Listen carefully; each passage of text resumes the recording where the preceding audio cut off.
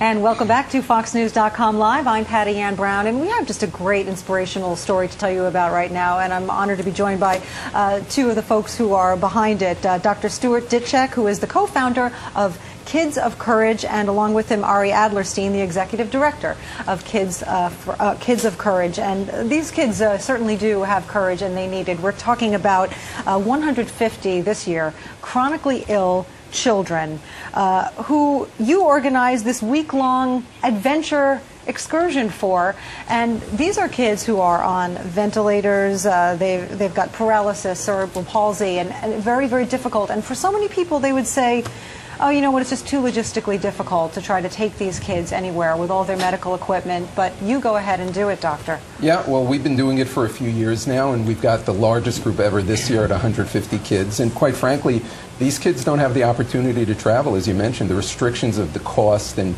going through security and setting up equipment in the hotel, and that's what our logistics and medical team does for weeks and weeks in advance of these trips. And this one's the biggest one ever, and these are the sickest kids we've ever had. We're going to have over 30 children on oxygen in flight on the charter flight out of Newark Airport next week. So, Ari, tell us about the trip itself, flying over to California, and then what's involved in this adventure? So, actually, in addition to the charter flight, we have 16 flights from all over the country that are landing in San Francisco. We're going to be there for 8 days. We're going to stop at Alcatraz, Raging Waters, Six Flags, California Great America. We stay at the Westin San Francisco Hotel. And really, these kids are just going to be like every other kid and just have a great time together, enjoying the company of other children who suffer from similar medical illnesses. So. Now, Doctor, you were describing this as like kind of Make-A-Wish Foundation on steroids. Yes, I often say that because what we do is we don't offer one amazing trip. We offer repetitive ones over the years, and we can't take every kid on every trip, obviously, so we pick and choose and we try to include everybody eventually. But we repeat these trips throughout the year. We even take the kids skiing in the winter for adaptive skiing, and this is a large number. We've actually flown over the last 3 years with thousands of kids to different destinations and driven to different destinations with these children. So it is a very large undertaking at this point, but again, this is the only thing these kids have in their lives year-round that will give them these opportunities. So you're made up of volunteers. We are all volunteers. We have one paid employee who gets paid part-time to do our administration issues. Otherwise, every person you will see, from the thousands of volunteers who help us to the 3 co-founders, Howie Kafka is included, he's our 3rd co-founder. We are all volunteers, and we spend hours a day on this, but we think it's a model for other people to do as well. You can still have a career and a life and build something great that volunteers can get involved with. Yeah, I mean, it's a huge inspiration. Doctors obviously have to be a big part of this. You obviously need a lot of doctor volunteers. We do. We have physicians, we have paramedics, we have nurses. On this trip, we'll have 17 medical team, including nurses, physicians, and paramedics. We have a pediatric surgeon from Hollywood, Florida, who's traveling with us this year. We have myself, we have a critical care doctor from Beth Israel here in New York. So we have volunteers from all over the country who travel with us. And again, they take time out of their busy lives to do it. And I have to tell you, it's the most inspirational thing for us to be in the presence of these kids who really struggle. I can imagine. Ari, has there ever been a medical emergency incident during one of these adventures? It's actually amazing to say, but thankfully in my 7 years doing this and the organization's 3 years in a larger scale capacity, we've had one emergency which was handled on the spot, and Dr. Ditchek and his medical team managed to handle that just right there at a local hospital, and thankfully we haven't had any other serious incidents. Fantastic. So that obviously helps it to grow and expand. Now, how do you find the kids? Do parents apply, or how does that work? Well, it's an effort that comes from many different directions. We have affiliations with children's hospitals all over the country. This trip, we're actually doing it with University of California, Benioff, San Francisco Children's Hospital. We get referrals from hospitals. We get word of mouth from families. That's primarily who finds us.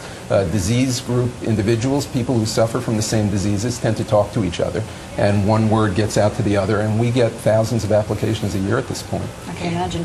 Are parents allowed to join on these trips? Absolutely not. That's our first rule, and that is actually, we find that the kids are just entirely different children when they're away from their parents. They really are able to interact with each other on a very, very relaxed atmosphere, where if their parents were there, they just would feel the constant, obviously the parents are always there for them, right, but they're also there to remind them to take their medicine and to go to, and go to school, wherever else they're doing, and we find that the children just interact on an amazing scale when they're together and enjoying the time with other young adults or children who suffer from similar illnesses. So. And it gives respite to the parents as well. Yeah, it's a sad situation for them because they are present in their children's life more intensely and for much longer than parents would normally be. They normally get to pull back a little bit and let the kids breathe, but they really can't do that. And you give them the chance to do that only for a week. Most of these parents go away for the few days. They'll take a long weekend, and they'll just take the rest of the family, and it works out well for everybody. And we don't charge the families, by the way, a dime. This is all free for any family that's accepted into the program. Sometimes you wonder who we're doing more for, if it's the parents or the children, because some of these parents, their medications every 2 hours, it's hard for them to breathe. And here they're able to dedicate some time to the other kids, take a little vacation with their spouse, and have a great time. Right, reconnect. So. What inspired you to start this in the first place?